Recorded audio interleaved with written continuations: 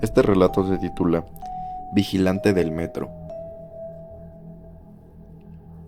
Al principio la idea de vigilar un sistema de transporte subterráneo no me emocionó en lo más mínimo. No lo consideraba un trabajo interesante, pero en medio de las circunstancias difíciles en las que me encontraba, no me sobraban ofertas laborales para elegir. Acepté la oferta con la promesa personal de dar lo mejor de mí para mantener ese empleo y compensar así la intervención de mi primo. El trabajo en sí resultó ser menos complicado de lo que imaginaba. El bullicio constante de los usuarios, las rutinas diarias y la aparente monotonía crearon un ambiente laboral ameno. Adaptarme al ir y venir de la gente se volvió algo natural para mí, y la estabilidad aparente del empleo me dio un respiro bienvenido. Sin embargo, como las páginas de un libro de suspenso que van desplegando lentamente, comencé a notar que el metro de la Ciudad de México alberga secretos que escapan al ojo apresurado del viajero cotidiano.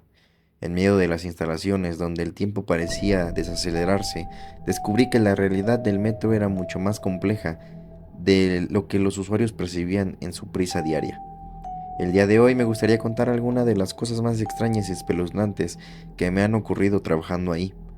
Las trataré de ordenar desde la que yo considero la menos aterradora a la más aterradora. Asimismo, no daré nombres ni estaciones del metro exactas por seguridad. La primera historia es de hecho cuando estaba comenzando a trabajar. Llegó la primera noche en la que me asignaron el turno nocturno como vigilante del metro. Mis responsabilidades eran sencillas en apariencia: verificar que ningún alma perdida vagara por los vagones y escoltar a quienes sí lo hicieran, por despiste o quizás por alguna imprudencia. Se adentraban en el metro creyendo que aún estaba en operación. Este cometido solía ser tranquilo, ya que la cooperación de los transeúntes facilitaba la tarea. Esa noche en particular, mientras realizaba mi ronda normal, revisando los vagones, un ruido inesperado rompió el silencio. Provenía del vagón contiguo, y mi mente, acostumbrada a la rutina, asumió que se trataba de alguien que había caído en un profundo sueño, sin pensar en la posibilidad de lo paranormal.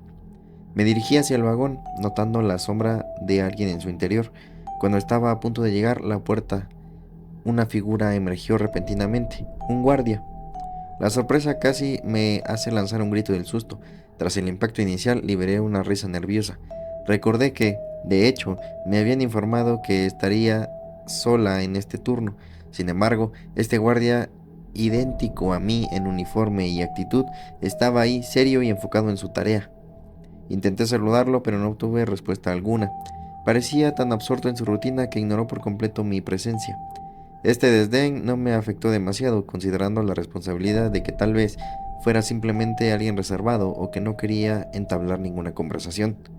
Podría ser que, al ser nueva, lo hubieran enviado para supervisarme, un pensamiento que, aunque me incomodó, decidí no hacer un escándalo por eso. Mientras continuaba con mi ronda revisando los vagones, noté que el guardia había desaparecido. Ese abrupto cambio me desconcertó un poco, ya que asumí que me acompañaría durante el resto del turno. Sin embargo, no profundicé en ello y proseguí con mis deberes. Cuando finalicé mi recorrido y me dirigí hacia la oficina, me encontré nuevamente con el guardia. Esta vez lo vi subiendo las escaleras, pero su actitud distante persistió. Ni siquiera volteó a verme. La extrañeza del momento se acumuló en mi mente, pero al llegar donde mi compañero, un amigo con el que había construido una amistad en poco tiempo, no pude resistir preguntarle sobre aquel hombre. Intrigado, mi compañero me preguntó que de quién hablaba, ya que esa noche solo estábamos nosotros dos en el lugar. Sorprendida le contesté sobre el guardia que había estado en el metro. Comenzamos a revisar las cámaras de seguridad, pero, para nuestra perplejidad, nunca encontramos ninguna evidencia de su presencia. Este misterioso episodio quedó suspendido en el aire, sin explicación aparente. Simplemente se había desvanecido como un susurro en la noche. A pesar de los intentos por comprender este enigma, la figura no dejó rastro en las cámaras, como si fuera un espectro momentáneo que había decidido esfumarse en el viento del misterio. Aquella noche se convirtió en un recuerdo intrincado, una página de mi experiencia en el metro de la Ciudad de México que nunca encontró un cierre. Y así, entre los vagones y túneles, continué con mi labor de vigilante, consciente de que las sombras del desconocido podrían acechar en cualquier parte del recorrido subterráneo. Un par de días después, la verdad detrás del guardia que había estado rondando las estaciones del metro se reveló en susurros nocturnos y relatos que flotaban entre los trabajadores del subterráneo.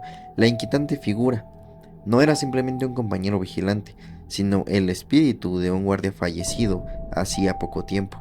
La noticia se esparció con una mezcla de asombro y aceptación, ya que nadie entendía por qué su espíritu persistía en esa estación. La historia del guardia fantasma era más extraña aún, ya que su muerte no fue trágica ni ocurrió en las instalaciones del metro. El hombre perdió la vida en un accidente automovilístico mientras visitaba a sus familiares. El enigma radicaba en el porqué de su retorno al lugar de trabajo después de su fallecimiento. Sin explicación aparente, continuaba rondando las instalaciones del metro, las horas nocturnas, un espectro de la rutina diaria que ya había dejado atrás. La presencia del guardia fantasma se volvió algo común para los trabajadores del metro.